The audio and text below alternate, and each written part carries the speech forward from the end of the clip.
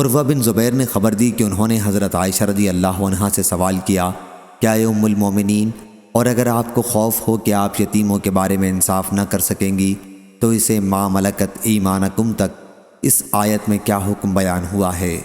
حضرت عائشہ رضی اللہ عنہا نے کہا، میرے بھانجے، اس آیت میں اس یتیم لڑکی کا حکم بیان ہوا ہے جو اپنے ولی کی پرورش میں ہو اور ولی کو اس کے حسن اور اس کے مال کی وجہ سے اس کی طرف توجہ ہو اور وہ اس کا مہر کم کر کے اس سے نکاح کرنا چاہتا ہو، تو ایسے لوگوں کو ایسی یتیم لڑکیوں سے نکاح سے ممانعت کی گئی ہے، سوائے اس صورت کے کہ وہ ان کے مہر کے بارے میں انصاف کریں، اور اگر انصاف نہیں کر سکتے تو انہیں ان کے سوا دوسری عورتوں سے نکاح کا حکم دیا گیا ہے۔ حضرت عائشہ رضی اللہ عنہا نے کہا کہ لوگوں نے رسول اللہ صلی اللہ علیہ وسلم سے اس کے بعد مسئلہ پوچھا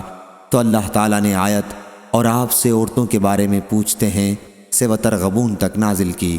اللہ تعالیٰ نے اس آیت میں یہ حکم نازل کیا کہ یتیم لڑکیاں جب صاحب مال و صاحب جمال ہوتی ہیں تب تو مہر میں کمی کر کے اس سے نکاح کرنا، رشتہ لگانا پسند کرتے ہیں،